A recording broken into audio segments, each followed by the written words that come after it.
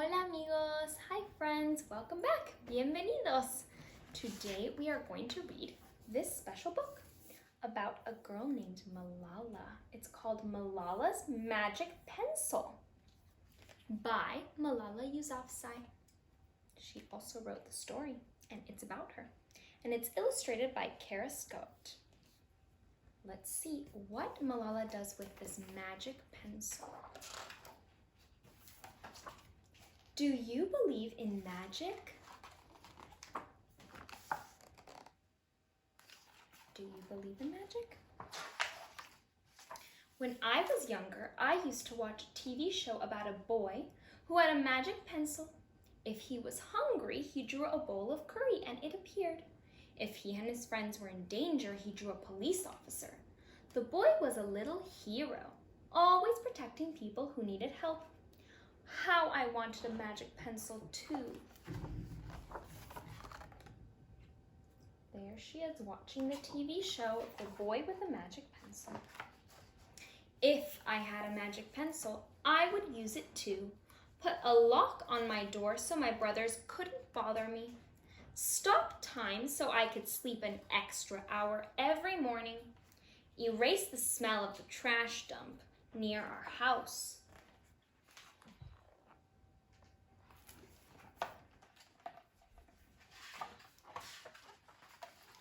And I would use it to make other people happy.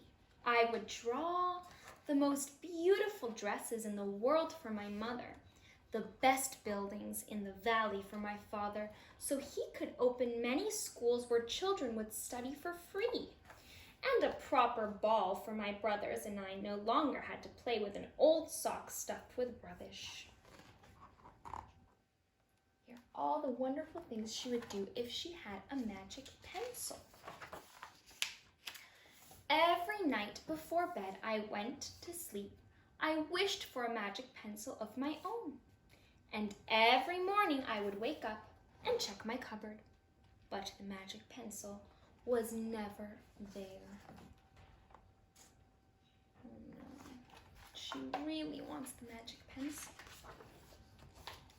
One day I was throwing away potato peels and eggshells at the dump.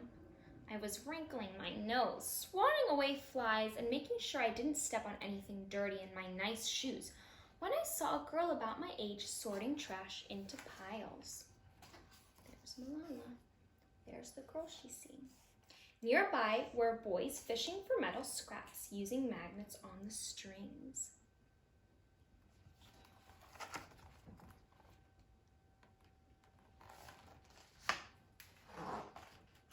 When my father returned home from work, I told him what I'd seen. It made him sad. Abba, I said. Yes, Yanni? He said back. I always liked when he called me, dear one, Yanni. Why haven't I seen that girl in my class? Because, he said, but he didn't finish right away. Because, Yanni, in our country, not everyone sends their daughters to school. And some children must work to support their family. Those boys will sell the metal scraps they find.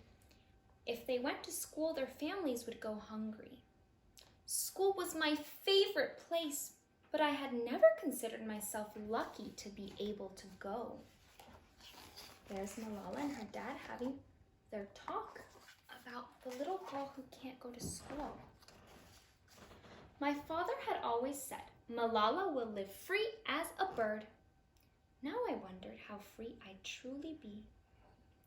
That night I thought about families who didn't have enough food, and the girl who couldn't go to school, and even about how when I was older, I would be expected to cook and clean for my brothers because where I come from, many girls weren't allowed to become what they dreamed of. There's Malala thinking, thinking, thinking.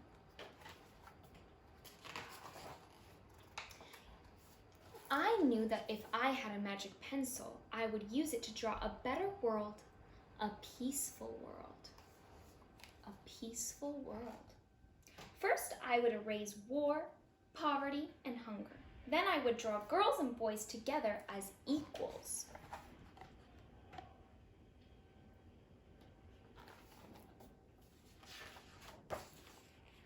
Over the next few years, instead of wishing for a magic pencil every night, I worked really hard in school every day. I wanted to be one of the top students in my class. There's Malala in her classroom, and it's only girls in her school. But soon, powerful and dangerous men declared that girls were forbidden from attending school. They walked the streets of our city. They carried weapons. Girls were not allowed to go to school anymore. This must have made Malala very sad.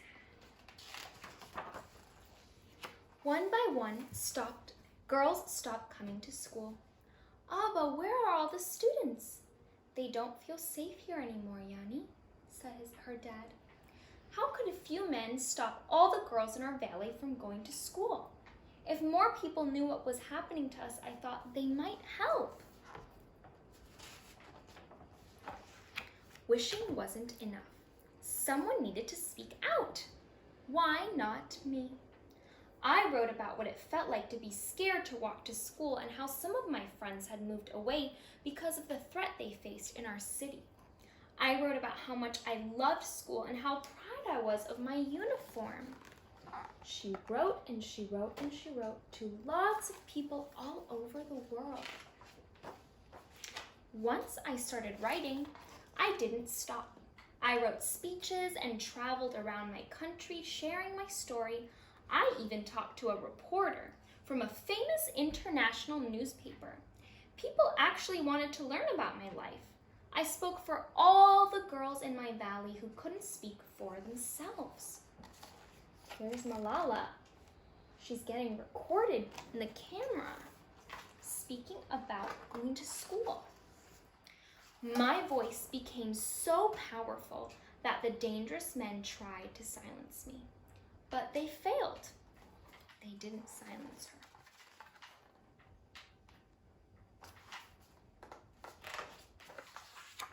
And now my voice is louder than ever.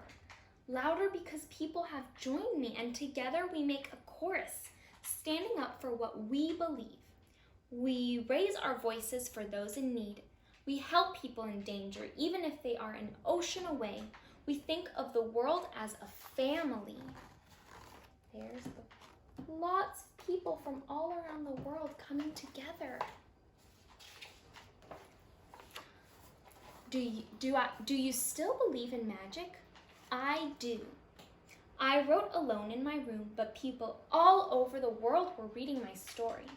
Millions now know it and help me spread my message of hope. I had at last found the magic I was looking for, in my words and in my work. She didn't need a magic pencil. Malala was the magic. She had the magic inside of her. I am Malala. I've always wished I could make the world a more peaceful place, and every day I work to make my wish come true.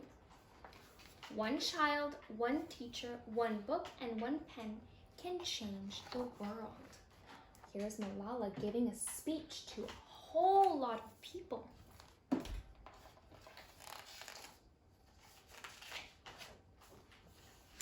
The end. Now Malala has a note for us. Shall we read it? It says, "Dear friend, as a child, I used to watch a TV show called Shaka Laka Boom Boom. It was about a boy named Sanju who would make anything real by drawing it with a magic pencil he found. Sanju and his friends were always getting into trouble, and the magic pencil would help them get out of it. But my early childhood was mostly trouble-free. I grew up in the beautiful Swat Valley in northwest Pakistan, a different country very far away from here. The sister of two cheeky little brothers and the only daughter of a resilient mother and inspiring father who was a school principal. Trouble came to my valley when I was 10 years old and girls were forbidden from going to school. At first I thought, what can I do? I'm just a child. As I watched my father speak out for girls' education, I realized I had a voice too. I wanted to use it. I believed then, as I believe now, that all children should have access to education. When we are young, we feel powerless. We rely on adults to do the serious work. However, when real danger threatened my right to go to school, I felt stronger than ever. I found power in my voice. Once I wished for Sanju's magic pencil. Now I know that when you find your voice, every pencil can be magic. I hope that my story inspires you to find the magic in your own life and to always speak up for what you believe in. Magic is everywhere in the world, in knowledge, in beauty, love, and peace. Magic is in you, in your words, and in your voice. Malala. That's the letter she wrote for all her readers. I hope you liked reading this story with me. And I hope you're thinking of all the magic that can come out of you. We'll see you next time. Adios.